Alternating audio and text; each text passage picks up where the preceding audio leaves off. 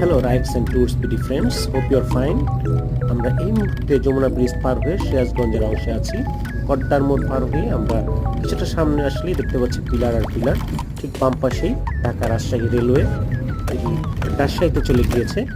এখানে নতুন ফ্লাইওভার হচ্ছে এবং প্রচুর পরিমাণে পিলার, অসংখ্য পিলার। এরকম দৃশ্য খুবই কম দেখা যায়। আমরা খানিকটা সামনে গেলে সিরাজগঞ্জ রোড, যেটাকে বিশ্ব রোড বলা হয়, যেখান থেকে পাবনা, বগুড়া, রাজশাহী সব দিকে যাওয়া যায়।